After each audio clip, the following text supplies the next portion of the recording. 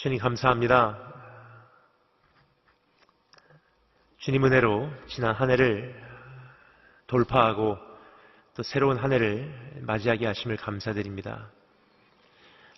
주님 은혜로 이곳까지 온 것인데 다시 한번 그 은혜 내 가슴에 계수하고 되새기게 하시고 하나님 앞에 온전히 우리의 삶을 재건할 수 있는 기회를 허락해 주기를 소망합니다.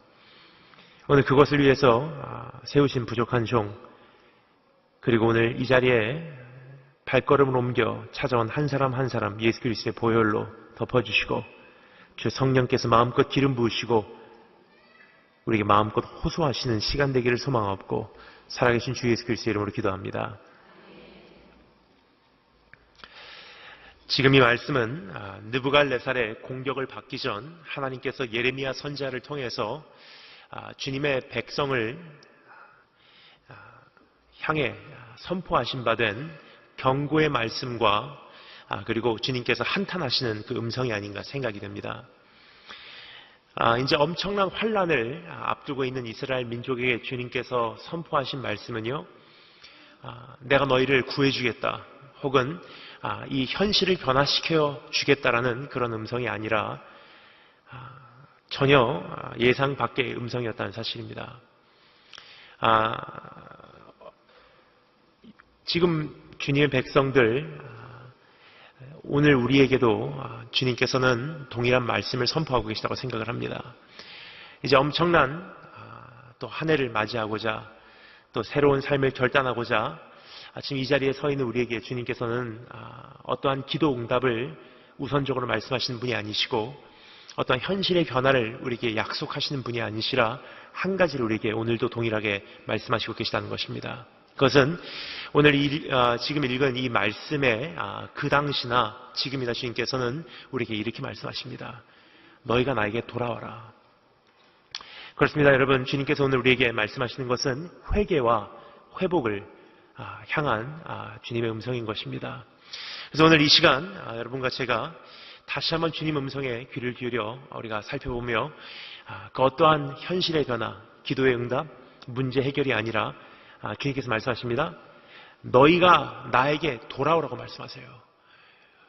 우리가 다시 한번 주님 앞에 회개하고 회복하는 그러한 새로운 삶을 재건할 수 있는 기회가 되시길 주님으로 축원합니다. 그래서 오늘 이 말씀을 통해서 우리가 세 가지를 살펴보도록 하겠습니다. 회개와 회복을 위한 세 가지. 첫 번째는요, 그날에 대한 그리움. 두 번째, 가슴에 얽힌 억울함. 그리고 마지막 세 번째, 마음에 파도치는 부르심. 이 세 가지를 여러분과 제가 오늘 주님의 음성에 귀를 기울여 살펴보도록 하겠습니다. 그럼 첫 번째 한번 따라해 주시면 감사하겠습니다. 그날에 대한 그리움. 여러분, 그 어떠한 강사의 말이 여러분 마음에 남는 것이 아니라 하나님 말씀이 우리 가슴에 되새겨지기를 원하기에 우리 다시 한번 확인하는 마음으로, 우리 가슴에 되새기는 마음으로 1절부터 3절 말씀을 통해서 우리에게 그날에 대한 그리움에 대해 이야기하시는 주님 음성을 직접 읽어보도록 하겠습니다. 1절부터 3절 말씀을 다시 한 목소리로 함께 읽도록 하겠습니다. 다 같이 읽겠습니다. 시작.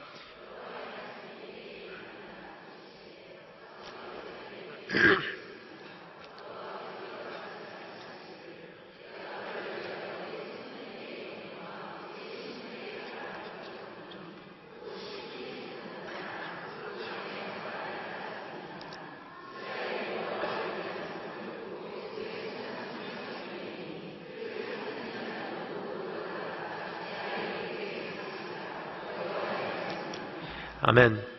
여러분, 주님께서도 그리워하시는 것이 있다고 성경은 말하고 있습니다. 오늘 여기서 사용된 단어가 이렇게 우리에게 말하고 있죠. 내가 기억하노니 그러세요. 즉 주님께서 기억하신다는 것, 바로 주님께서 그리워하시고 계시다는 뜻입니다.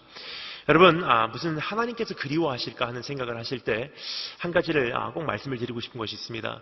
그것은 무엇이냐면 우리 안에 있는 너무나 다양한 그 감정은요, 우리 안에서 처음으로 존재한 것이 아니라는 것입니다.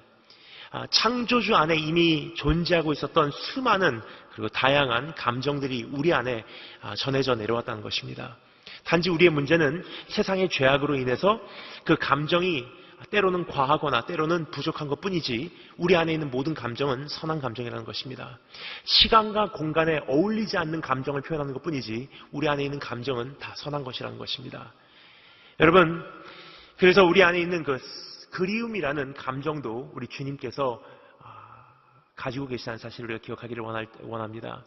근데 우리 주님께서 그리워하시는 것 중에 오늘 우리에게 다음과 같은 세 가지를 말씀하시고 계신 것을 우리가 들을 수가 있습니다. 내가 기억하노니, 내가 그리워하노니, 무엇을 그리워하시냐? 세 가지. 첫 번째, 친밀함. 두 번째, 친절함. 그리고 세 번째, 거룩함. 우리 한번 살펴보도록 하겠습니다. 첫 번째, 주님께서 그리워하시는 것은요, 친밀함을 그리워하신대요. 오늘 말씀 보면 이렇게 돼 있죠. 너의 신혼 때 사랑을 기억하노니, 즉 너와 나와 나누었던 그 처음 사랑, 그 친밀한 사랑을 내가 기억한다. 여러분, 신혼 때의 사랑, 그 친밀한 사랑을 한마디로 표현하면 어떻게 정확하게 표현을 할까 하는 생각을 할 때 전 이렇게 정리하는 것이 가장 정확하지 않나 생각을 합니다.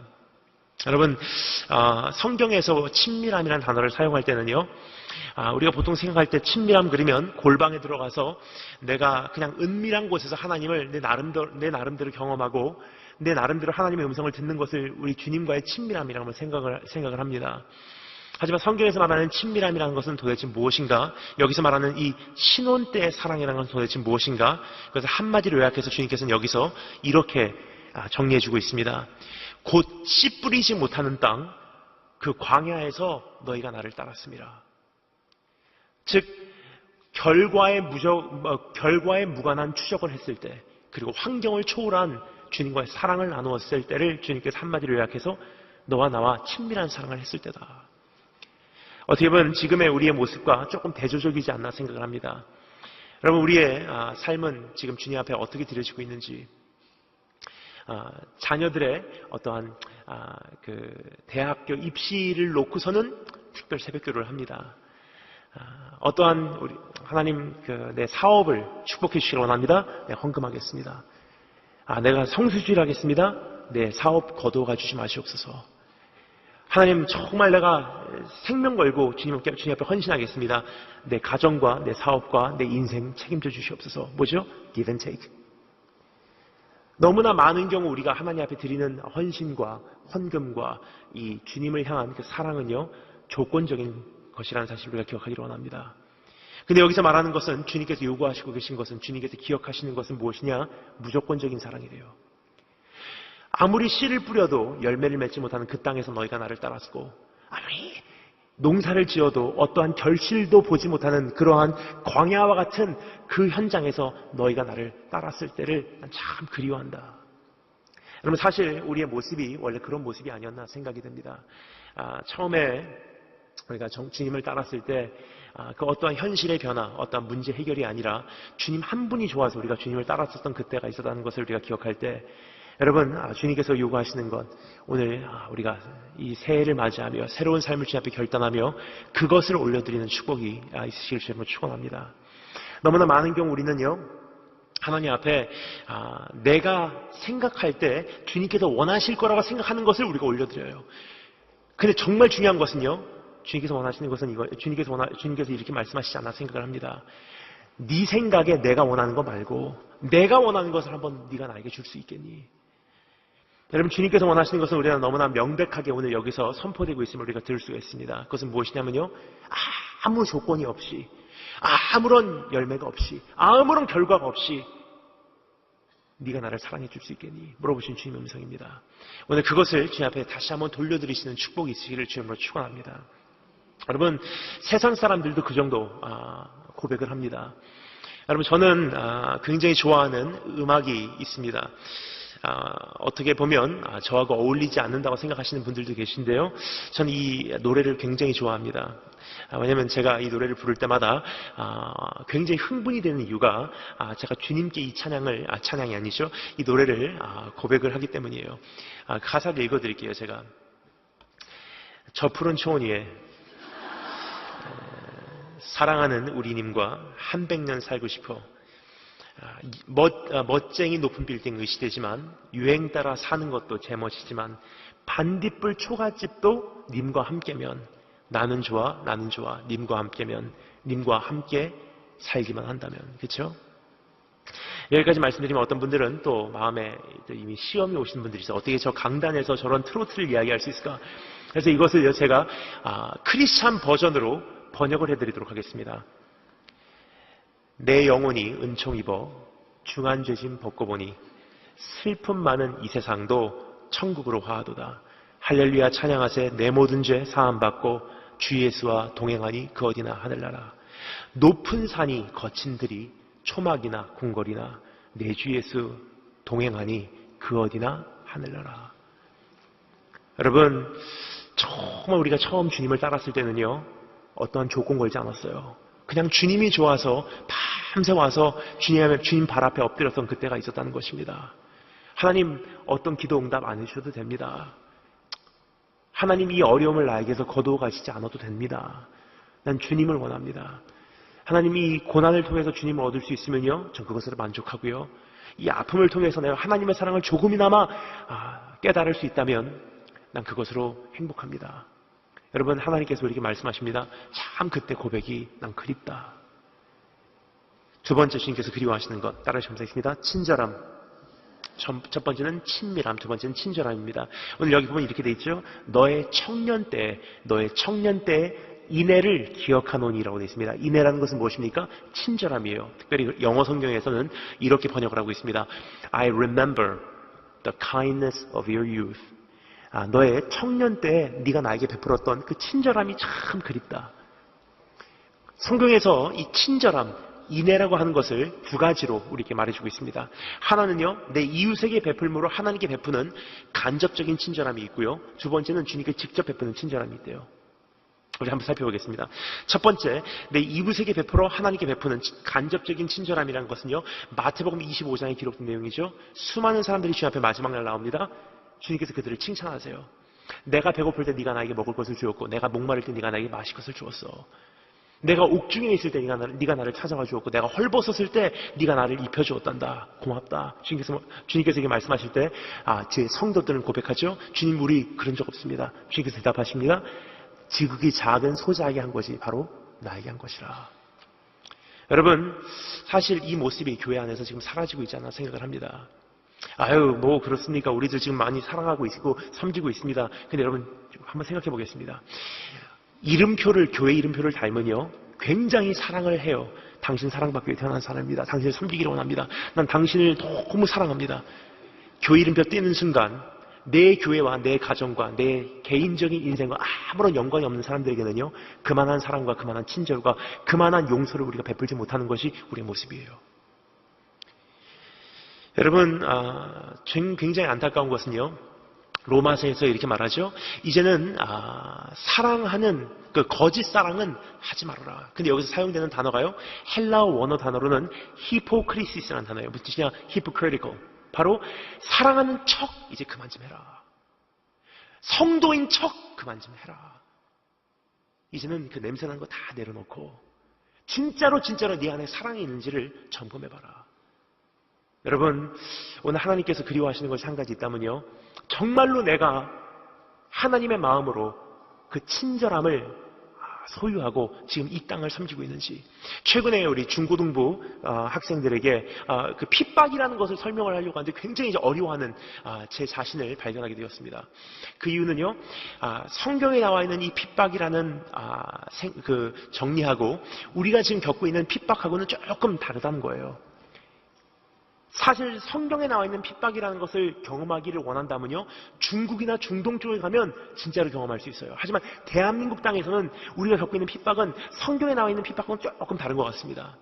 어떻게 다르냐면요, 성경에 나와 있는 핍박은요, 초대교회 핍박은 정말 교회가 교회되고 성도가 성도되고 정말 하나님 뜻대로 열심히 살려고 하다 보니까 세상이 미워하는 거예요. 하지만 지금 우리의 모습은 어떻습니까? 교회가 교회되지 못하고 성도가 성도되지 못하고, 적어도 세상 사람들이 가지고 있는 교회는 이러기를 바라는 세상 사람들이 교회를 향하는 그 바램보다도 미달되기 때문에 세상이 교회를 미워하고 있는 그러한 현상이에요. 근데 우리는 뭐라 그러죠? 핍박당했어요. 여러분, 그것은 핍박이 아닙니다. 우리가 당연히 들어야 되는 우리에게 합당한 요기예요. 여러분, 오늘 하나님 앞에서 우리가 그 양심적으로 세상이 우리에게 그 이야기하는 그 이야기에 우리 자신을 비춰볼 때 한 가지를 깨닫습니다. 세상 사람들이 우리를 욕하는 가장 큰 이유 하나입니다.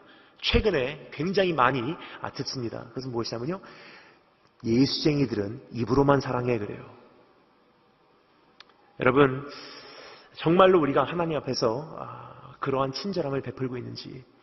저는 사실 제일 싫어하는 톱3 절기가 있습니다. 언제냐면요, 크리스마스, 추수감사절, 발렌타인이에요. 여기 가지 말씀을 어떤 분들은 또 이런 생각을 하십니다. 무슨 목사가 크리스마스를 싫어해.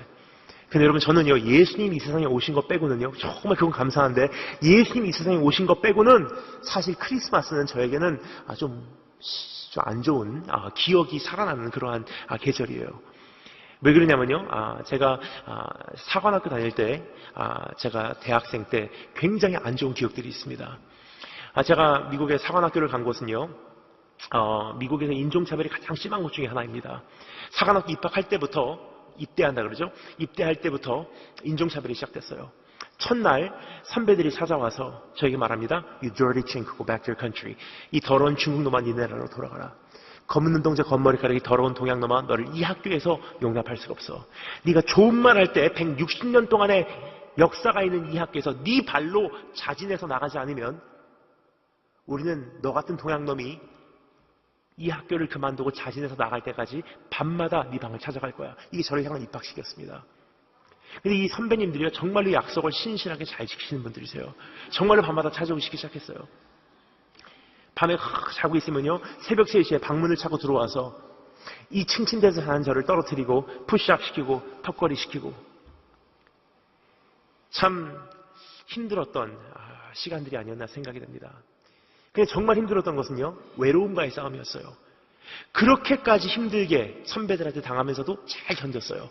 첫 번째, 외출 휴가를 받았어요. 너무 행복해하게 밖으로 나갔습니다.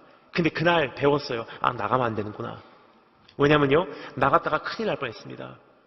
처음에 나가서 길을 걷고 있는데 백인 2명이 다른 대학교 다니는 학생들이에요. 자동차를 막 타고 가다가 창문을 열더니 갑자기 저에게 소리를 지르는 거예요. Get that chink! 저 중국놈 잡아라 하더니 자동차를 돌려서 쫓아오기 시작해요.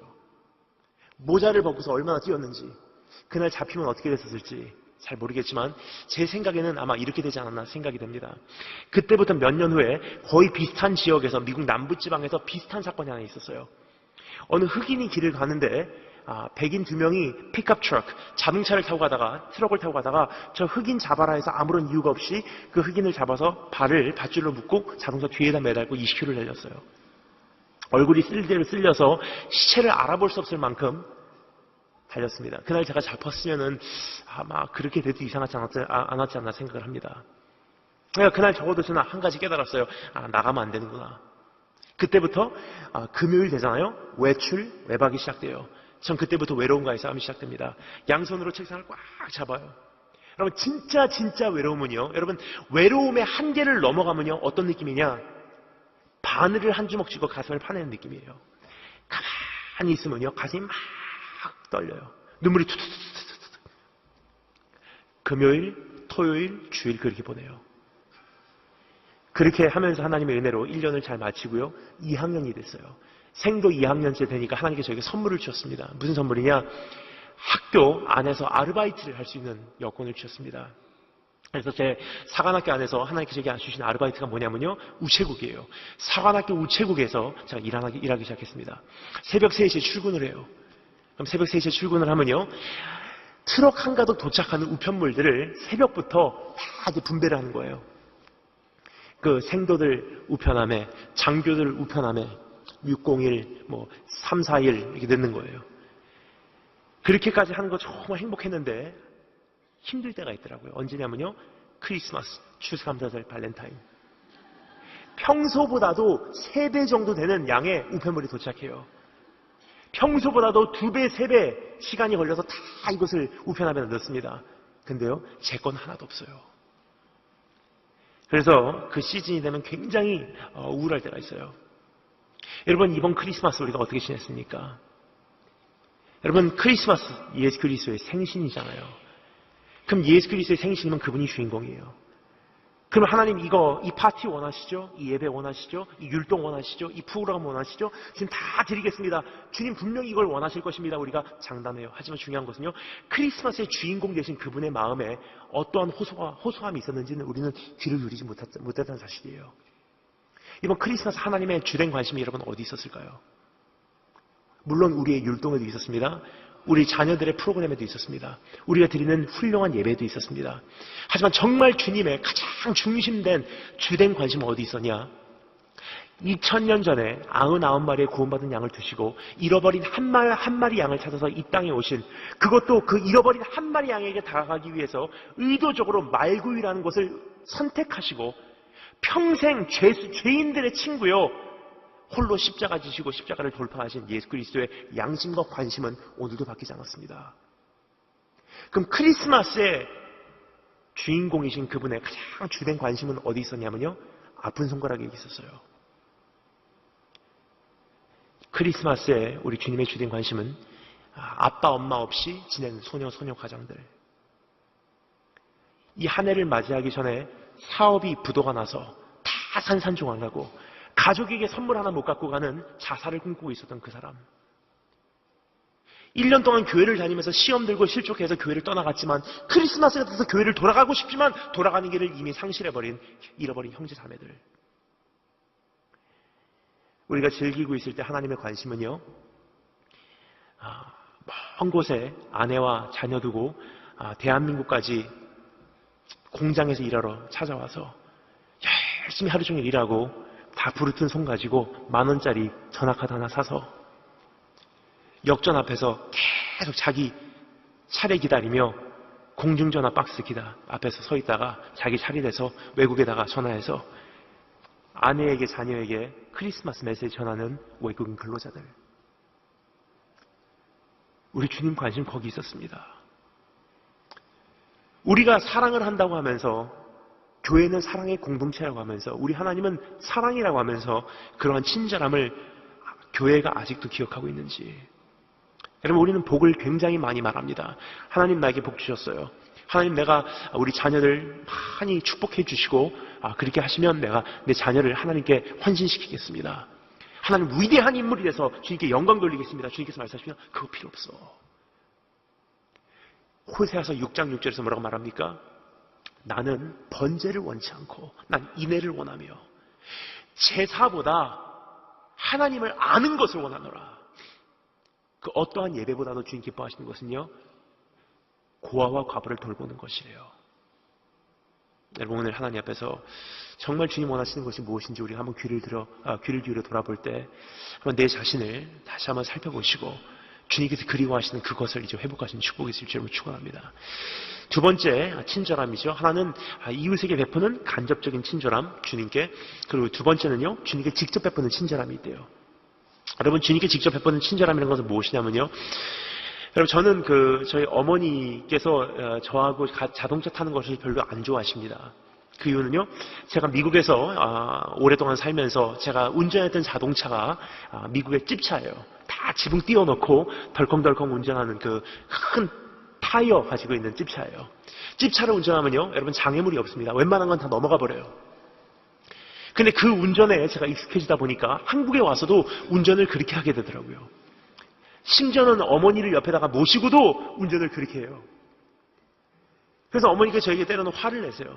너 운전 잘하는 게 뭔지 아냐? 진짜 운전 잘하는 것은 속력 내는 게 아니야. 바보도 밟으면 속력이 나게 돼 있어. 그럼 진짜 운전 잘하는 것은 무엇이냐? 옆에 모신 사람을 출발 지점부터 도착지까지 안전하게 모셔다 드리고 안심할 수 있도록 해드리는 것이 운전 잘하는 거야. 그래서 때로는 제가 저도 모르는 사이에 너무 익숙해지니까 저도 모르는 사이에 찝차 모드로 들어가요.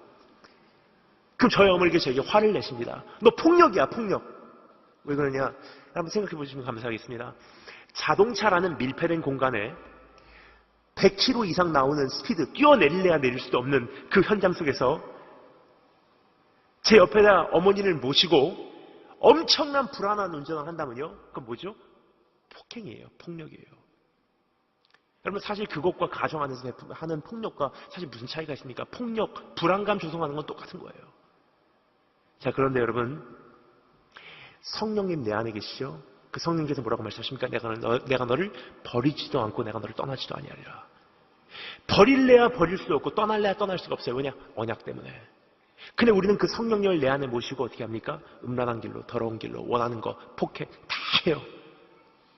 그 사이에 내 안에 계신 성령님은 어떻게 하십니까? 떠날래야 떠날 수가 없고 버릴래야 버릴 수가 없고 내 인생의 한쪽 구석에 위축돼서 내가 한 자리에서 한 자리로 하나의 삶에서 다음 삶으로 옮겨가며 수많은 죄악들을 저지를 때 우리는 어떻게 하는 거죠? 성령님 일로 오세요. 끌고 다니면서 우리의 더러운 죄악을 다 저지르고 있는 거예요. 뭐죠? 우리가 하나님께 저지른 폭행죄예요. 주님께서 말씀하십니다. 너의 따뜻했던 성격이 기억난다. 그때는 정말 네가 나에게 사랑을 말했어. 그때 네가 정말 나에게 따뜻하게 대해줬어. 그때 네가 고백했던 그 찬양, 나 정말 따뜻하게 사랑을 느꼈어. 근데 지금은 네 사랑 안에서 네 찬양 안에서 내가 사랑을 느끼지 못해. 그때 네 눈빛이 굉장히 따뜻했어. 하지만 지금은 네 눈빛이 차갑다. 그때는 너와 가만히 있으면 침묵 가운데도 네가 나를 사랑하는 것이 느껴져서. 하지만 지금은 그 침묵이 흐르면 난 네가 참 무서워.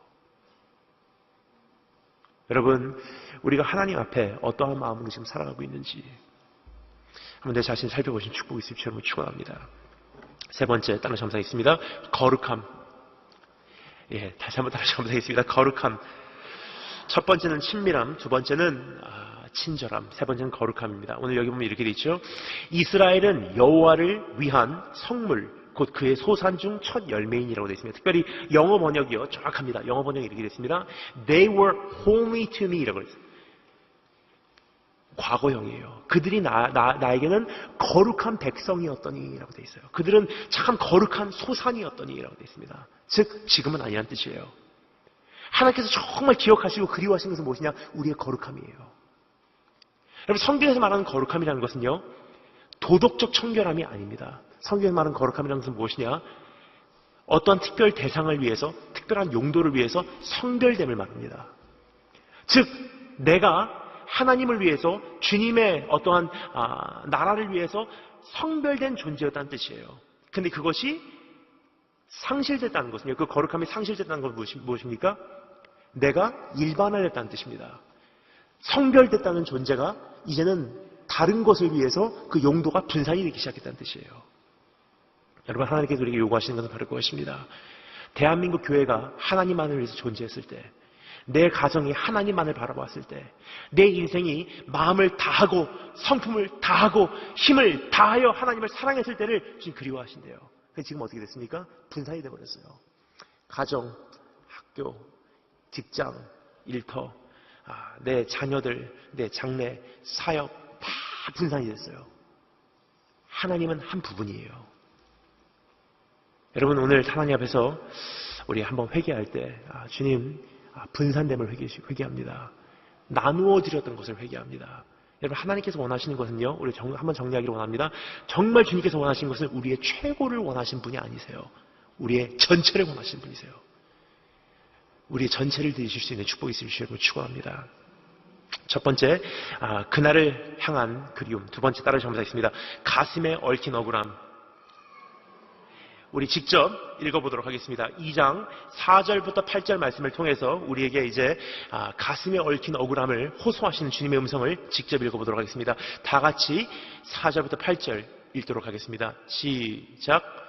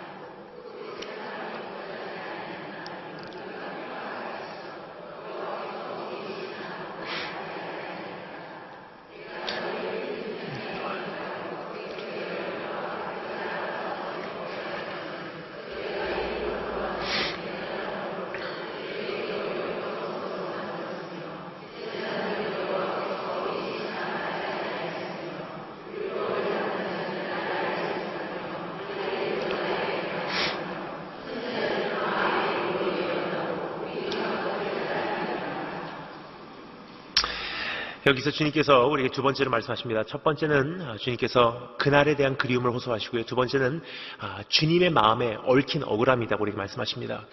근데 그 억울함은 구체적으로 두 가지로 우리가 잠시 나눠서 살펴볼 수 있는데요. 첫 번째는 우리에게 가장 먼저 주님 안에 있는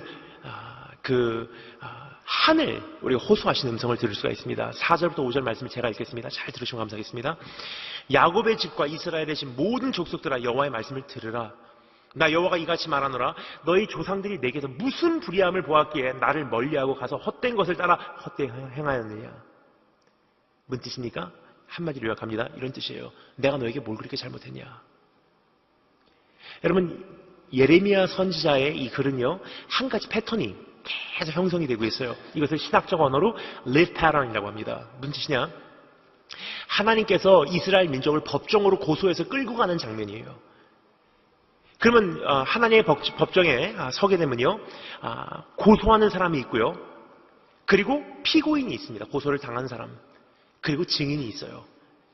그럼 이 예레미야 선지자의 이 글은 우리에게 다음과 같은 법정 분위기를 형성해 주는데요. 어떤 모습이냐? 하나님께서 고소하시고요, 이스라엘 민족이 피고인이에요. 그리고 하나님께서 고소를 하는 거예요. 이 민족이 이런 민족입니다. 그럼 증인은 누구냐? 예레미야 선지자예요. 그러니까 하나님께서 예레미야 선지자에게 호소하는 장면입니다. 내 말 좀 들어봐라. 내가 얼마나 답답한지 한번 들어봐라. 이 민족이 어떤 민족인지 한번 내 얘기 좀 들어봐라. 그래서 하나님께서 말씀하십니다. 내가 이들에게 뭘 그렇게 잘못했다고 조금 하면 떠나가고 조금 하면 원망하고 조금 하면 나에게 불평하느냐. 여러분, 우리가 한 해를 맞이하면서 굉장히 여러 가지 이야기를 주님께 많이 드렸어요. 굉장히 우리가 말을 많이 합니다. 근데 하나님께서 오늘 이 시간은요, 우리에게 이렇게 말씀하십니다. 이제 그만 말하고 내 얘기 좀 한번 들어봐. 내 안에 있는 억울함이 어떤 억울함인지 한번 들어볼래? 내 속이 어디까지 썩었는지 한번 들어볼래? 내가 너에게 뭘 그렇게 잘못했냐? 여러분, 영어로는 이런 표현이 있습니다. I only wished the best for you. 난 당신에게 최고의 것을 바랬을 뿐입니다. 언제 하는 표현이냐면요, 예를 들어서 부부싸움을 합니다. 아내하고 남편이 싸워요. 그러면 남편이 최고의 선물을 남편 깐에는 한 거예요. 근데 아내가 그것을 받아들이지 못하고 남편에게 막 화를 내요. 불편을 겪었기 때문에 막 화를 내는 거예요. 나를 사랑합니까? 막 화를 내요. 그럼 남편이 설명을 해요. 그런 뜻이 아니고 나는 정말 잘하려고 한 건데 아내가 이해를 못하고 계속 화를 내는 거예요. 도저히 통하지 않고 도저히 설명이 되지 않으면 남편이 결국은 이렇게 말합니다. I only wish the best for you. 난 당신에게 최고의 것을 바랬을 뿐입니다. 그 표현이 비록 부족하고 당신에게 이해가 안 가고 당신에게 이것이 통하지 않고 당신에게 내 마음이 전달되지 않고 당신이 불편을 겪고 당신이 아파했을지라도 난 그런 의도가 아니에요. 최고의 것을 주려고 했던 것이 이런 결과를 가져오게 되었습니다. 내 마음만 봐서라도 한번 넘어가 주세요라는 뜻이에요. 여러분, 우리의 가정 환경을 볼 때, 내 오늘의 삶의 현실을 볼 때, 내 어떠한 인생의 아픔들을 볼 때 우리 뭐라 그러죠? 하나님 정말 살아계십니까? 하나님 어디 계십니까? 그때 어디 계셨어요? 저를 버리셨습니까? 왜 여기까지 하셨습니까? 주님께서 말씀하십니다. I only wish the best for you. 난 너에게 최고의 것을 바랬을 뿐이다. 나의 무한한 지혜로 판단해 볼 때, 나의 무한한 사랑으로 판단해 볼 때 내가 너에게 줄 수 있는 최고의 선물이었어. 그것이 비록 이해가 되지 않고 너에게는 아픔이 되었다 할지라도, 그것이 너에게는 불편이 끼쳐졌다 할지라도 내가 너를 사랑하는 이 마음 하나만 봐서라도 넘어가 줄 수 있겠니?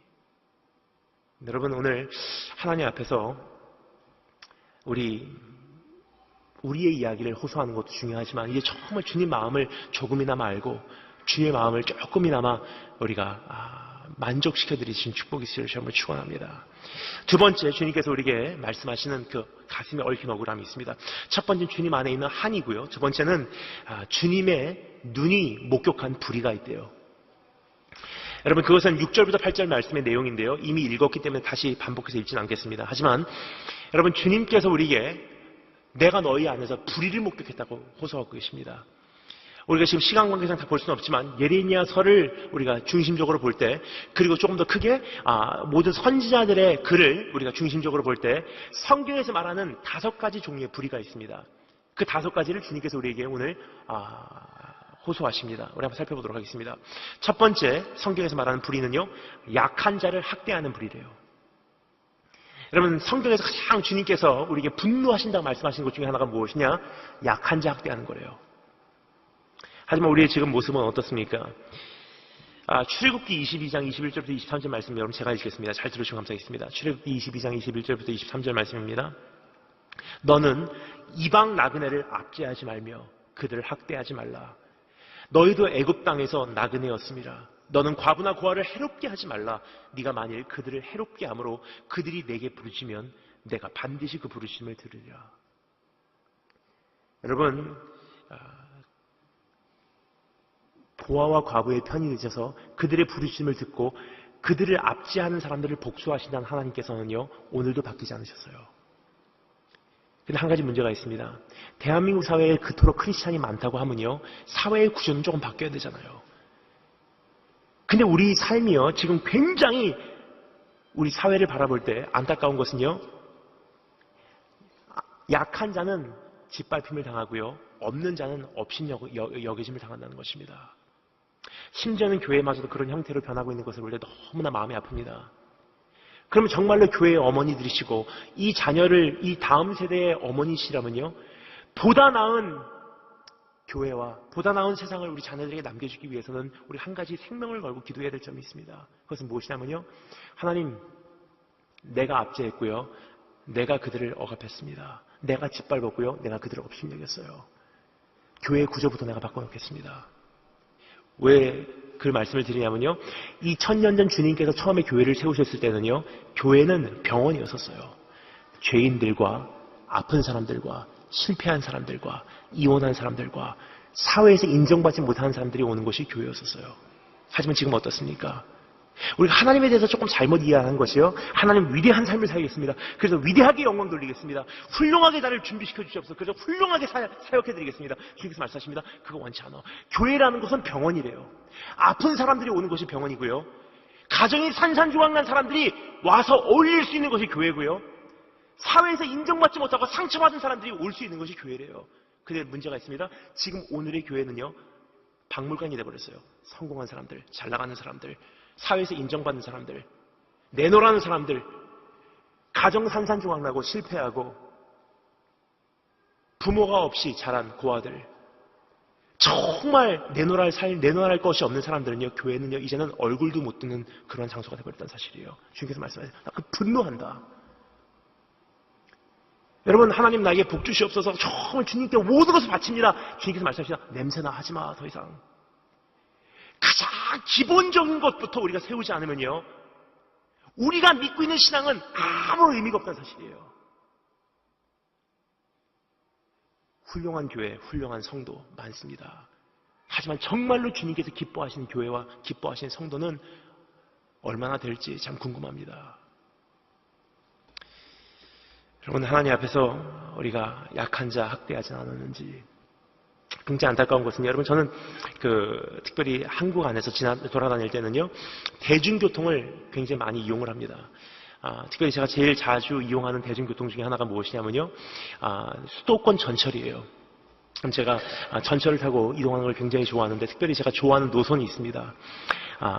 1호선이에요. 그러면 특별히 구로부터 천안까지 가는 그 노선을 굉장히 저는 즐겨 탑니다. 왜냐면요, 굉장히 여러 사람을 제가 볼 수가 있거든요. 사람 구경이에요. 딱 전철을 타고 가면요, 여러 사람들이 타고 내리는 것을 보게 돼요. 특별히 주일날 타고 있으면 굉장히 재밌습니다. 딱 앉아 있으면요, 이 교회 끝나고 들어오는 청년들이 있어요. 딱 보면 교회 다니는 청년들이에요. 어떻게 하냐고요? 양복 입고 있고요. 또 한 명은, 그 중에 한 명은 꼭 기타 메고 있고요. 그 중에 한 명은 꼭 십자가 목걸이 하고 있더라고요. 교회 다니는구나. 하나님 감사합니다. 저렇게 귀한 청년들이 대한민국에 있습니다. 가만히 보고 있어요. 근데요, 한 중간쯤 가면은 수원쯤 지나가면서 중국 사람들부터 시작해갖고 외국인 근로자들이 왕창 타요. 그러면 그 교회 다니는 청년들이요, 자리를 옮겨요. 여러분, 50년 전에 대한민국 이민 초창기 때 기억하십니까? 나라가 먹고 살기 힘들 때 우리 대한민국 먹여 살리려고요, 우리 할머니, 할아버지, 어머니, 아버지들이 간호사, 의사로서 독일로 가셔서 일하셨어요. 그때 박정희 대통령 가셔서요, 우셨어요. 나라가 당신들을 먹여 살려야 되는데 당신들이 우리나라 먹여 살리고 있구려. 그 당시 나그네로서 우리를 받아줄 게 우리가 여기까지 왔습니다. 근데 우리는 지금 이제 좀 살만하니까 장로님, 권사님, 집사님, 공장 사장님들이에요. 외국인 근로자들 그 공장에 와서 일하다가 팔 하나 잘려도요, 그 사람들 보살피는 게 귀찮으니까 이민국에다가 얘기해서 강제 추방시켜버려요. 여러분, 이것이 대한민국의 현실인데 제가 와서 오늘 지금 무슨 말을 하겠습니까? 새해 복 받을지어다, 잘 살지어다, 기도 응답될지어다, 자녀를 축복해 주시옵소서, 훌륭한 인물들에서 하나님께 영광 돌리게 하여 주시길 원합니다. 그거는 나중 문제예요. 여러분, 하나님 앞에서 우리가 회개하고 회복이 되면요, 축복이라는 것은 자연적으로 맺혀지는 열매입니다. 여러분, 우리가 시장에 가서 그래도 먹고 살 수 있는 내가요, 시장에 가서 할머니들 쭈그리고 앉아서 하루 종일 추운 데서 일하시는 그분들 보면서 우리는 어떻게 하죠? 웬만하면 풀 한 폭이라도 더 뜯어오려고 하는 것이 우리의 본능이에요. 주님께서 말씀하세요. 이제 충분히 가졌지 않니? 조금 손해보면 어쩌니? 네가 좀 희생 좀 해라. 두 번째, 성경에서 말하는 불입니다. 거룩한 것을 부정하게 하는 것을 주님께서 불이라고 말씀하십니다. 여러분, 아까 말씀드렸죠? 거룩한 것이라는 것은요, 성별됐다는 뜻이에요. 근데 그것을 부정하게 한다는 것은요, 일반화시킨다는 뜻입니다. 성도의 삶이 하나님만을 위해서 존재하여야 하는데 그것이 세상을 향해서 분산될 때 주님께서 말씀하십니다. 불이다. 하나님만을 위해서 존재하기 위해서 자녀를 준비해야 되는데 그 자녀의 용도가 세상과 어떠한 나의 욕심에 이끌려갈 때 주님께서 말씀하십니다. 부정하게 됐어. 불이다.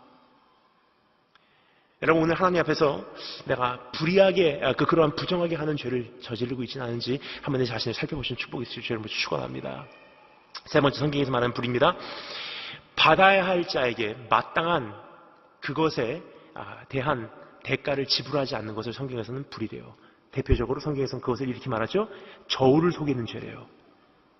특별히 우리 청소년들 굉장히 많이 걸려요. 거기서. 특별히 청년들. 뭘로 걸리냐? 불법 다운로드. 어떤 사람들은 이렇게 생각해요. 그거는 뭐 아무것도 아니죠. 여러분, 그것은 우리의 양심이 화인마저기 때문이에요.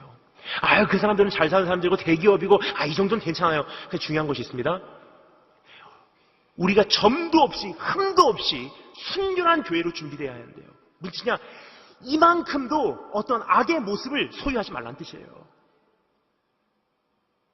여러분, 우리의 양심이 어느 정도 화인마저냐면요, 내 나름대로 어떤 기준을 세웠어요. 이거는 괜찮고 이거는 하나님도 용서하실 거야. 주님께서 말씀하십니다. 그거 용서하지 않아. 하나님의 기준은 세상보다 미달되지 않다는 사실이에요.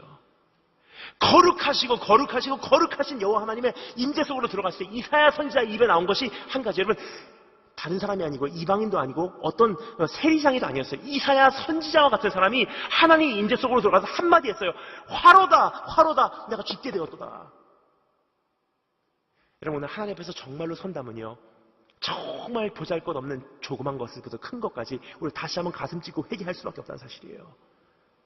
마땅히 지불해야 될 대가를 지불하지 않는 것, 주님께서 말씀하십니다. 그거 불이다. 일을 시켜놓고 그것에 해당된 일당을 줄이는 것 불이라고 말씀하세요. 내 사업을 운영할 때 그만한 세금 주님 앞에 온전히 하나님 보시는 앞에서 떼지 않는 것 불이라고 말씀하세요.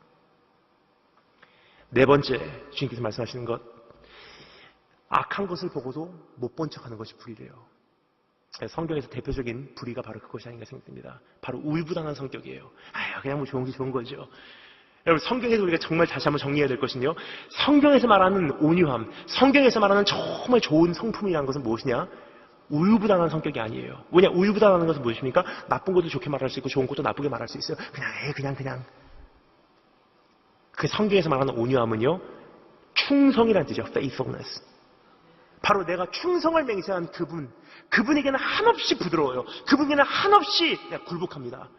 그런데요, 그분을 힘들게 하거나 그분의 원수되거나 그분의 뜻에 거슬리는 것은 마치 세파트 같은 개와 같이 진돗개 같이 물고서 으르렁거리고 딱 잡고 생명을 걸고 안 놓는 게 성경에서 말하는 온유라는 단어예요.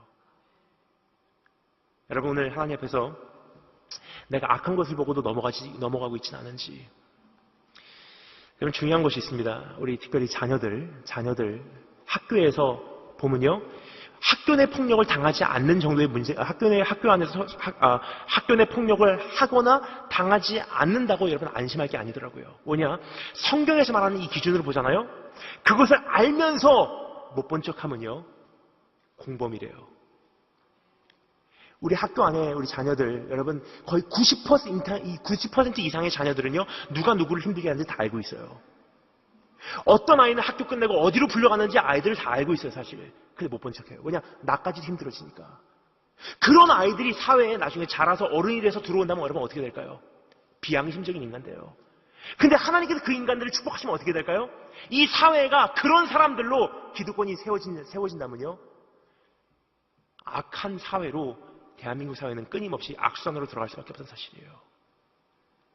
그러면 여러분 정말로 자녀를 위하고 이 시대를 원하고 위하고 정말 이 교회를 위한다면요, 우리 자녀들부터 하나님 정말 불의를 보고서 못 지나가는 사람, 내가 어떠한 악을 보고서 그것에 맞서서 싸울 수 있는 사람, 그런 존재들을 만들어내신 축복이 있을 줄을 축원합니다. 네, 다섯 번째입니다. 그 은혜에 합당한 삶을 살아내지 못하는 것이 불의래요. 여러분 성경에서 오늘 특별히 말하고 있는 불의가 바로 이 다섯 번째 불의입니다. 주님께서 6절부터 8절 말씀에 이렇게 말하죠. 내가 너희를 애굽에서 인도하여 내었고 광야에서 너희를 먹였고 살렸고 너희를 인도하였고 약속의 땅으로 인도해 냈건만 너희는 나를 떠나서 이방인들에게 다가가고 그 바알신을 섬겼다. 뭐죠? 하나님께서 주신 은혜에 합당한 만큼 살아내지 못하는 불의예요. 여러분 세상 사람들도 그 은혜를 기억합니다.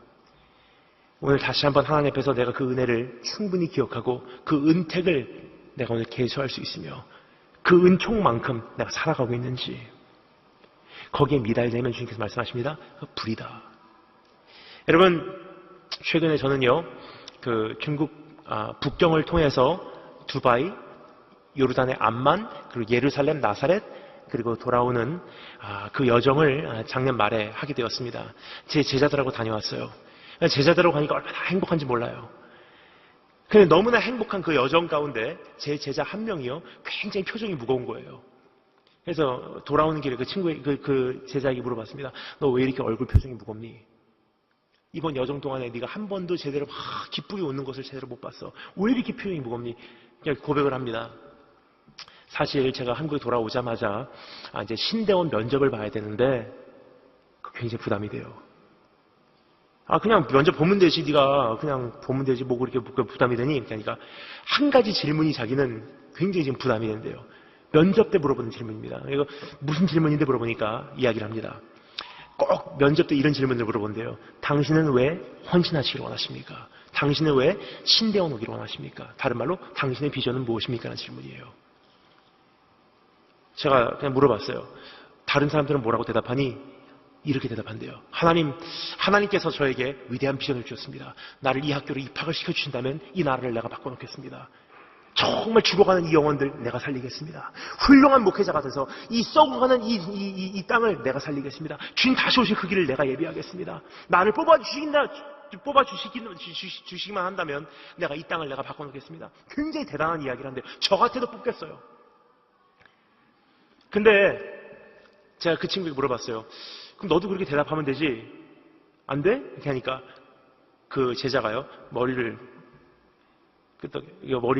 아니래요. 그래서 왜 그렇게 하니까 전 대답할 게 없어요. 그때부터 제가 굉장히 궁금하기 시작했어요. 야, 너는 왜 신학교 가냐? 그러면 너 왜 헌신했니? 너 왜 거기까지 목회자가 되기를 원하니?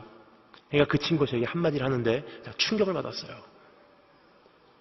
나 같은 죄인도 사랑해 준 것이 너무나 감사해서, 죽을 수밖에 없는 죄인 살려주신 것이 너무나 감사해서 뭐를 드릴까 하다가 드릴 것이 내 인생밖에 없는 것 같아서 하나님 이거라도 받아주신다면 내가 쓰임받길 원합니다. 그래서 헌신했대요. 제가 충격을 받고 그 친구가 이렇게 얘기했어요. 지금 말한 거 그대로 가서 신대원 면접 때 얘기해. 그럼에도 불구하고 너를 안 받아주는 신학교 갈 필요 없어. 여러분 그 어떤 시대보다도 사역은요 화려해졌어요. 그 어떤 시대보다도 사역자들은 유능해졌어요. 그 어떤 시대보다도 우리가 주님께 올려드리는 찬양은요 아름답습니다. 그 어떤 시대보다도 우리가 화려한 예배당에 주님을 우리가 예배하고 있다는 사실이에요. 근데 중요한 것은요, 성도 마음 가운데는요 그 은혜에 대한 감격이 다 메말라 버렸어요. 배움 망덕한 우리 그러한 민족이 되지 않았나 생각이 됩니다. 우리 하나님 앞에 이제 어떻게 내가 무엇부터 회복을 해나가야 될지 오늘 주님께서 우리에게 아웃라인을 해주시고 계신 것 같습니다. 첫 번째, 그날에 대한 그리움. 두 번째, 주님 마음에 얽힌 억울함. 마지막 세 번째, 우리가 살펴보도록 하겠습니다. 세 번째 따라서 한번 하겠습니다. 가슴에 파도치는 부르심. 우리 3장 11절부터 13절까지의 말씀을요, 마지막으로 함께 읽도록 하겠습니다. 3장 11절부터 13절 말씀, 가슴에 파도치는 부르심에 대해서 우리에게 말씀하신 주님의 음성 직접 읽도록 하겠습니다. 시작.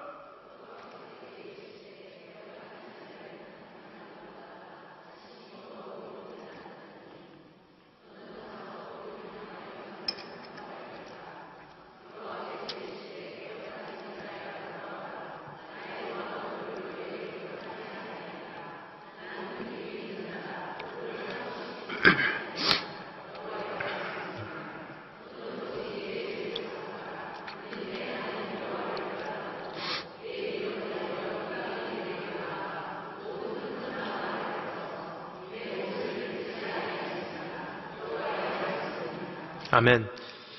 주님의 마음에 있는 그 그리움의 음성을 들었습니다. 그리고 두 번째로 주님 가슴에 얽힌 억울함을 우리가 듣게 되었습니다. 자, 그런데요, 그 두 가지를 알고 나니 한 가지가 우리 안에 파도치기 시작합니다. 그것은 무엇이냐면요, 주님께서 우리를 부르시는 그 부르심이 우리 안에 파도치기 시작한다는 것입니다. 그리고 그 부르심은 우리에게 한 가지를 요구하십니다. 이제 회개하고 회복되어라. 자, 그런데 여러분, 중요한 것이 있습니다. 주님께서 오늘 회개를 위해서 두 가지를 우리에게 크게 나누어서 아웃라인 해주시고 계십니다. 한번 살펴보겠습니다. 첫 번째는요, 북쪽 나라 이스라엘을 주님께서 그 비유를 삼아 한 가지 죄명을 우리에게 정리해 주세요. 그것은 무엇이냐? 배역함이라고 주님께서 말씀하십니다. 그 배역함이라는 것은요, 영어로 faithlessness, 즉 신앙 자체가 없다는 거예요. 북쪽 나라 이스라엘의 모습이었습니다. 하나님에 대해서 그냥 모르는 사람들이었어요. 마치 이것은요, 북한의 모습과 동일하다고 생각합니다. 그냥 하나님에 대해서 모르는 거예요. 신앙 자체가 없는 사람들입니다. 그것 굉장히 주님 앞에서 심각한 죄라는 사실이에요. 그래서 주님께서 두 번째로 또 한 가지 죄를 말씀하십니다. 그것은 남쪽 나라 유다의 죄입니다. 그것을 주님께서 말씀하십니다. 그들의 죄는 반역함이래요. 영어로 unfaithfulness, 즉 배반함, 신실하지 못함. 이것은 무엇입니까? 은혜를 알고요, 하나님의 좋으심을 체험하고요, 정말 그 사랑을 깨달았음에도 불구하고 하나님을 배반하고 떠나간 죄예요. 이것은 마치 어떻게 보면 대한민국의 우리 모습이 아닌가 생각이 됩니다. 그 은혜를 경험하고 수많은 교회가 있고 하나님의 좋으심을 충분히 경험했는데도 불구하고 하나님을 배반하고 세상으로 내 마음이 분산된 죄를 주님께서 그것을 반역함이라고 말씀하세요. 자, 그런데 더 충격적인 사실은요, 이 배역함과 반역함 중에서 누구의 죄가 더 크냐? 11절 말씀 주님께서 이렇게 폭로하십니다. 여호와께서 내게 이르시되 배역한 이스라엘은 반역한 유다보다 자신이 더 의로움이 나타나나니. 무슨 뜻입니까? 북쪽 나라 이스라엘의 죄보다 남쪽 나라 유다의 죄가 더 크다는 사실이에요. 하나님에 대해서 모르는 것보다 알면서도 불구하고 은혜를 경험했음에도 불구하고 그럼에도 불구하고 떠나간다는 그 반역함의 죄는 심각하다는 거예요. 즉 북한보다 대한민국의 죄가 더 심하다는 것입니다. 세상보다 교회 안의 죄가 더 심하고요, 평신도보다 목사의 죄가 더 심하고요, 1대째 크리스찬들보다 4대째, 5대째 모태신앙의 죄가 더 많다는 사실이에요. 여러분, 오늘 하나님 앞에서 우리가 한번 내 자신을 살피며 내가 정말 하나님의 심판대에 얼마나 심각한 자리에 지금 와 있는지를 한번 자각하시고 깨닫는 것이 이 한 해를 여는 복인 것을 우리가 다시 한번 깨닫기를 원합니다. 그래서 주님께서 우리에게 회개를 요구하십니다. 근데 회개는요, 우리가 생각하는 회개는 그냥 감성적인 그냥 후회라고 생각해요. 그 죄에 내가 정말 안 졌으면 좋았었겠다. 그 성경에서 말하는 회개는 좀 구체적인 회개예요. 좀 적극적인 회개입니다. 세 가지 주님께서 우리에게 말씀하시는 건 살펴보겠습니다. 첫 번째, 따라서 하겠습니다. 약속을 기억하라. 12절 말씀이 이렇게 되어 있죠. 너는 가서 북을 향하여 이 말을 선포하여 이르라. 여호와께서 이르시되 배역한 이스라엘아 돌아오라. 그 다음 뭐라고 되어 있죠? 나는 노한 얼굴을 너에게 향하지 아니하리라. 나는 긍휼이 있는 자라. 너를 한없이 품지 아니하리라. 여호와의 말씀이니라. 그거 기억하라는 거예요. 돌아오면 회복이 있고 돌아오면 용서가 있다는 것을 기억하래요. 호세아서 6장 1절에 뭐라고 말합니까? 오라 우리가 여호와께로 돌아가자. 여호와께서 우리를 찢으셨으나 도로 낫게 하실 것이요 우리를 치셨으나 싸매어 주실 것입니다. 여러분 오늘 하나님 앞에서 다시 한번 그 약속을 기억하시고 한 걸음 회개의 장소로 회개의 자리로 내디디시는 축복이 있으시기 바랍니다. 두 번째 회개의 두 번째 과정입니다. 따라 정리하겠습니다. 자복하라. 13절 전반에 이렇게 되죠. 그래서 너는 오직 너의 죄를 자복하래요. 왜 고백하라고 말하냐? 여러분 고백을 하지 않으면 내 안에 더러운 것이 어느 정도까지 있는지는 몰라요. 그냥 막연하게 생각을 해요. 여러분 우리는요 내 자신을 지켜내는 그 자동 장치 시스템이 있습니다. 내 안에 부담이 되는 죄는요 내가 웬만해서는 이야기 안 하려고 그래요. 그냥 굉장히 막연하게 회개를 해요. 하나님 그냥 용서해 주세요. 더러웠습니다. 음란했습니다. 추악했습니다. 용서해 주세요 하고 넘어가 버려요. 근데 사실상 우리가 종목종목 우리의 죄를 입 밖으로 내놓기 시작하잖아요. 내 자신이 내 자신을 용납할 수가 없습니다. 너무 더럽기 때문에. 그래서 주님께서 말씀하십니다. 네 죄가 얼마나 더러운지 알지 못하면 그 은혜를 알 수가 없어. 생각나는 적도 다 자복해라. 안에 있는 더러운 것들 다 끄집어내라는 거예요. 세 번째, 따라 점사했습니다. 유턴하라. 여러분 13절 후반에 이렇게 되어 있죠. 그래서 이는 내 하나님 여호와를 배반하고 너의 길로 달려서 이방인들에게 나아가 모든 푸른나무 아래로 가서 내 목소리를 듣지 아니하였습니다. 여기서 사용되는 단어는요. 너의 길로 달려나갔대요. 근데 회개에서 요구되는 것은요. 유턴하는 것입니다. 내가 이제까지 죄악의 길로 갔던 그것에서 돌아서 하나님께 돌아오는 것을 회개라고 말해요. 즉 구체적인 구조조정입니다. 그것을 예수님께서는 신약에서 이렇게 설명을 하시죠. 눈이 너로 하여금 실족하게 하면 그냥 감성적으로 하나님 또 죄졌습니다. 또 죄졌습니다. 하지 말고 그 눈 뽑아버려. 네 팔이 너로 하여금 실족하게 하면 하나님 이 죄 안 졌으면 좋았는데 하나님 용서해 주세요. 새해를 맞이합니다. 불쌍히 여겨주세요. 그거 하지 말고 이 팔 잘라버려. 그게 회개래요. 여러분 진짜 회개는요. 감성적인 회개가 아닙니다. 진짜 회개는 무엇이냐? 그 약속을 기억하고 하나님 내가 내 자신을 한번 던져보겠습니다. 자복하고 팔 잘라버리고 눈 뽑아버리는 구체적인 구조조정입니다. 이것이 이루어지지 않고는요. 이 말씀 끝나면 작심삼일 또 반복이 됩니다. 1년 후에 똑같은 자리에서 우리는 회개할 거예요. 여러분 대한민국 안에서 얼마나 많은 회개 운동이 있었습니까? 얼마나 많은 회개 집회가 있었습니까? 근데 사실상 대한민국은요 지금 급속도로 악화돼 가고 있어요. 그것은 참된 회개를 하지 않았기 때문입니다. 감성적으로 집회에서 은혜는 받았을지라도 구체적인 삶의 구조조정은 이루어지지 않았어요. 여러분 여기까지 말씀을 드리면 한 가지 우리 안에 어떤 부담감이 생겨요. 오늘 이제 어떻게 회개해야 될까? 어디서부터 시작해야 되는지 우리가 참 막연합니다. 그래서 여러분 하나님께서 우리에게 참 중요한 단어를 말씀하세요. 제일 처음에 선포된 단어죠. 내가 기억하노니. 이게 어떤 뜻이냐면요. 여러분 저는 어렸을 때 저희 아버지에게 굉장히 많은 그 상처를 받았어요. 왜냐 제 아버지는요 일본의 유명한 야쿠자세요. 야쿠자도 여러분 크고 작은 조직이 있지만 제 아버지께서 소속돼 있었던 조직은요 일본에서 가장 큰 야마구치 구미라는 조직이에요. 야쿠자도요, 여러분 제일 밑바닥부터 위에까지 있습니다. 그래서 제 아버지는 그 야쿠자 조직의 야마구치 구미의 본부에서 이제 넘버 2 2인자예요. 그러니까 교토라는 지역의 지부장이에요. 교토의 기둥이라고 부릅니다. 야쿠자가 거기까지 가기 위해서는요, 싸움만 잘해서 되는 게 아니더라고요. 자기 절제와 자기 관리예요. 그냥 아버지께서 거기까지 가시기까지는요, 굉장히 자기 절제와 자기 관리를 잘 하시는 분이시고 엄격하게 하셨기 때문에 거기까지 가신 거예요. 근데 그것이 하루아침에 벗겨지지 않더라고요. 지금도 제 아버지 자기 자신을 관리하시고 절제하시는 모습을 보면 제가 깜짝 놀래요. 굉장히 그 아버지 옆에서 살면서 저는 힘들었었어요, 사실. 왜냐, 아버지 대에서 끝나면 되는데 똑같은 절제와 똑같은 관리를 저에게 심으시거든요. 그러니까 예를 들어서 제 아버지는요, 보통 사람 같으면 아침에 딱 눈을 뜨면 10분 더 자야 되겠다 하고 뒹굴뒹굴 하는 것이 보통 사람이잖아요. 저희 아버지 같은 경우는 어떻게 하시냐면요, 딱 아침에 눈을 뜨는 순간 일어나 버리세요. 아무리 추운 한겨울에도요, 이부자리를 그냥 차내고 일어나시는 오뚜기 같은 분이세요. 의사 선생님께서 한번 부탁을 하시더라고요. 절대로 그냥 일어나지 말라고. 눈 뜨면 잠시 누워 계시라고. 왜냐, 그대로 일어났다가는 피가 거꾸로 솟기 때문에 쓰러집니다. 그래서 지금도 아침에 눈 뜨시자마자 그대로 일어나세요. 그렇게 일어나셨는데 불구하고 절대로 낮잠도 안 주무신 분이세요. 지금까지 살면서 제 아버지께서요, 지금까지 낮잠 주무시는 모습을 정말 몇 번 못 봤습니다. 정말 피곤하시면 밖에 가서 산책을 하고 오세요. 그래서 저는 어렸을 때부터 제 아버지가 여호와 하나님과 같은 분인 줄 알았어요. 졸지도 아니하시고 주무시지도 아니하시고. 그리고 굉장히 엄격하신 게 식사 때마다 굉장히 식탁 매너를 중요시 여기시고요.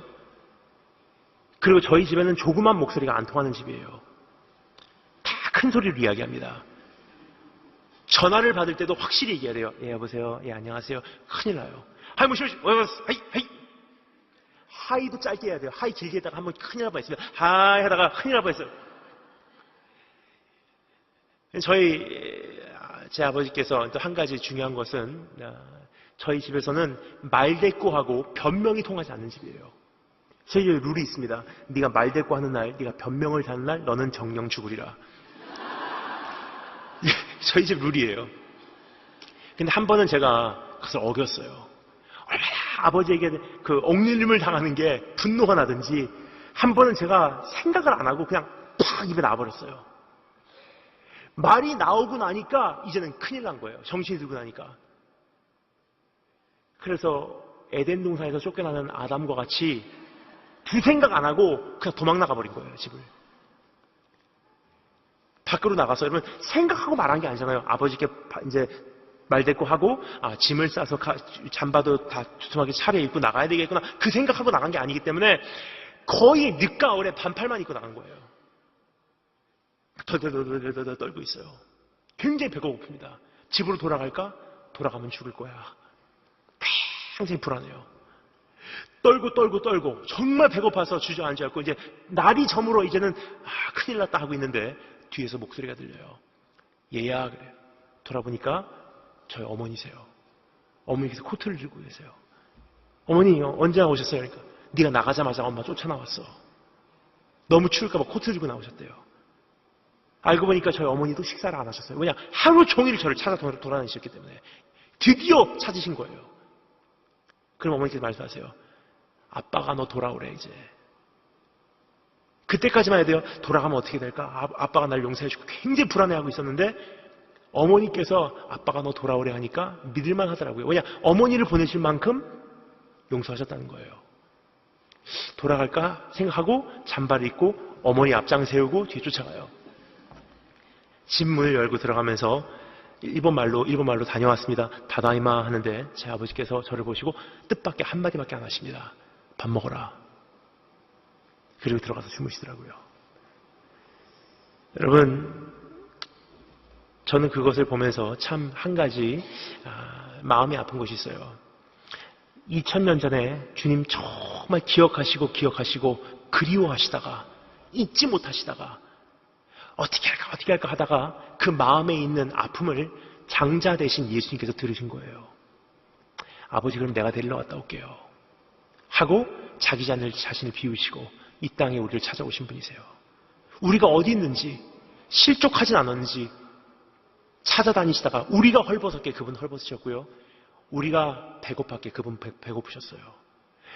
그분이 이 세상에 오셔서 33년간 우리에게 선포하신 메시지를 한마디로 요약하면 한 가지예요. 아버지가 돌아오래. 다 용서했다고. 오늘 내 죄가요, 너무나 심각하기 때문에 어디서부터 손을 대야 될지를 모르기 때문에 사실 회개를 안 하려고 해요. 근데 한 가지가 우리에게 오늘 확신을 주고 있습니다. 돌아오면 회복시켜주신다고 말씀하신다. 우리 주님께서 외쳤던 메시지입니다. 여러분, 우리 주님 오늘 앞장 세우시고 오늘 하나님 앞에 나와서 오늘 다시 한번 회개하고 무너진 기초부터 다시 쌓음으로 정말 이 시대의 어머니들로, 우리 교회의 어머니들로 무너진 하나님의 나라를 재건하시는 한 분 한 분 되시기를 주님으로 축원합니다. 다 같이 기도하겠습니다. 우리 찬양팀 올라오실 때까지 오늘 주신 말씀 잠시 생각하면서 우리 잠시 묵상하도록 하겠습니다. 혹시 제가 찬양 한 곡을 요청드릴 수 있을까요? 꼭 부르고 싶은 찬양이 있습니다. 주 예수보다 더 귀한 것은 없네, 찬송가인데요. 우리 함께 부를 수 있으면 너무 좋을 것 같습니다.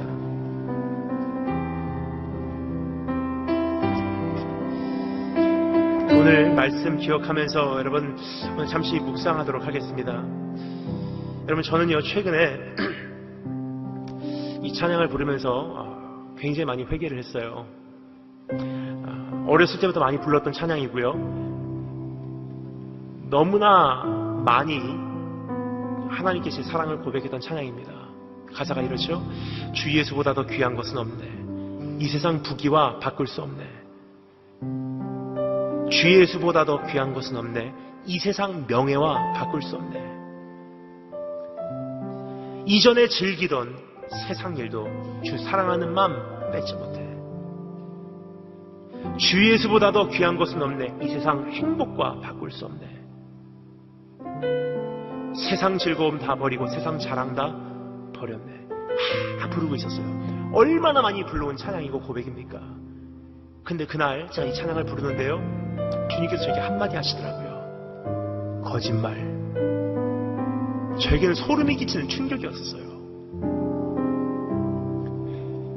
주 예수보다 귀한 것이 없다고 하면서 사실 주님보다 귀한 거 많았습니다. 이 세상 명예와 바꿀 수 없다고 했으면서 이 세상 명예를 위해서 주님을 쉽게 버려버린 것이 나라는 사람이더라고요. 세상 즐거움 다 버리고 세상 자랑 다 버렸다고 하면서 세상 즐거움과 자랑 이만큼도 못 버리고 그것을 위해서면 분노까지 할 수 있는 것이 내 모습이더라고요. 여러분, 그래서 주님께서 우리가 한탄하시는 목소리를 우리가 들었습니다. 참 그립다. 정말로 그때 그 고백이 진짜였을 때가 우리 삶 속에 있었다는 사실이에요. 하나님 그때로 돌아가기를 원합니다.